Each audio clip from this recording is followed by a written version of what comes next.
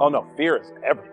Yeah, like if there was one concept that I would suggest to people to take a daily confrontation with, is fear.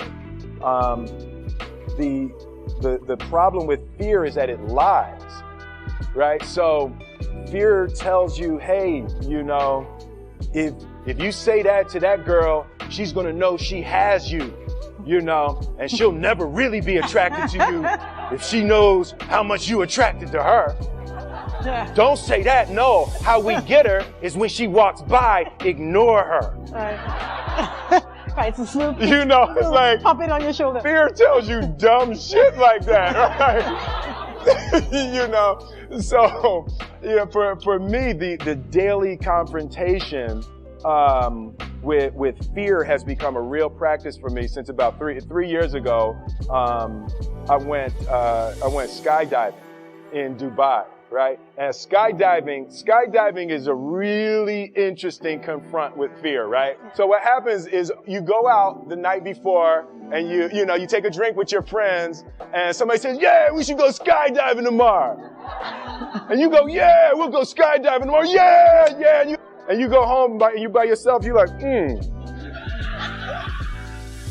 Right? You're like, well, yeah, I mean, they was drunk too. Right, so maybe they not, maybe, I mean, we don't have to go. We don't have to do it. So then that night you're laying in your bed and you just keep, and you're terrified. You keep imagining over and over again jumping out of an airplane and you can't figure out why you would do that, right? And you're laying there and you have the worst night's sleep of your life, but you still have the hope that your friends were drunk, right? So you wake up the next day and you go, down and you said where you were going to meet and everybody's there. You're like, oh, shit. All right, cool. Right? So you get in the van and you don't know that your friends had the same night that you had because they're pretending like they didn't. They're like, yeah, man, my uncle's a Navy SEAL and, this is going to be great. I've been looking forward to this. And you're like, oh, my God. And your stomach is terrible. You can't eat and everything, but you don't want to be the only punk who doesn't jump out of this airplane. So you get there, and then you have this safety brief. And you're standing there, and the guys will tell you, well, if the chute doesn't open, what's going to happen is what could happen? That the chute wouldn't open, right? So you do a thing, and what you do is your first jump, you're attached to a guy who is going, he's going to walk you out. So you go, and you get there, and there's an airplane, and nobody's stopping. Everybody's still going. So you get onto the airplane and you're sitting there and it's extra because you're sitting on some dude's lap, some stranger. You're sitting on his lap. And it's like, you're trying to make small talk. Yeah, man. So you be jumping with people all the time, huh? Right? So, and then you just want to make sure, you got kids, right? You got people you need to see, right? You just want to make sure he's serious, right? So you get in there. So everything's normal. So you fly and you go up to 14,000 feet. And you notice there's a light. It's red and it's yellow and green, right? So right now the light's red. So then you start thinking at some point the light's going to go green because you don't know what's going to happen, right? And you wait and it goes yellow and the light goes green and somebody opens the door. And in that moment, you realize you've never been in a freaking airplane with the door open. Right? Terror, right? So you go and then, if you were smart, you sat in the back so you don't go first, right? And then people start going out of the airplane. And you go and the guy walks you up to the end of the thing and you're standing and your toes are on the edge and you're looking out down to death. And they say, on 3. And they say, 1, 2. And he pushes you on 2 because people grab on 3. And you go, and you fall out of the airplane. And in 1 second, you realize that it's the most blissful experience of your life. You're flying, right? It doesn't feel like falling, right? It's like you actually are kind of held a little bit by the wind, and then you start falling, you're falling, and there's zero fear. You realize that the point of maximum danger is the point of minimum fear.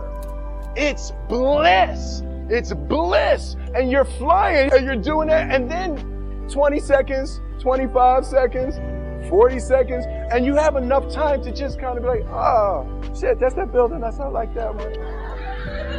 Oh, you can see the ocean. Right? You start doing all of that. And the lesson for me was, why were you scared in your bed the night before? What do you need that fear for? Just don't go. Why are you scared in your bed 16 hours before you jump? Why are you scared in the car? Why could you not enjoy breakfast? What did you need that? The fear is fear of what? You're nowhere even near the airplane. Everything up to the stepping out, there's actually no reason to be scared. It only just ruins your day. You don't have to jump. And then in that moment, all of a sudden, where you should be terrified is the most blissful experience of your life. And God placed the best things in life on the other side of terror. On the other side of your maximum fear are all of the best things in life. I had such a mystical, powerful spiritual experience. I flew home and got my sons, and I went back, and 10 days later, my sons jumped, right? It was so Jaden went first, right? Jaden wants to do everything first. So I'm sitting there and I'm like, yeah, my sons are going to have this crazy experience. And then Jaden went out of the airplane. And I was like, Then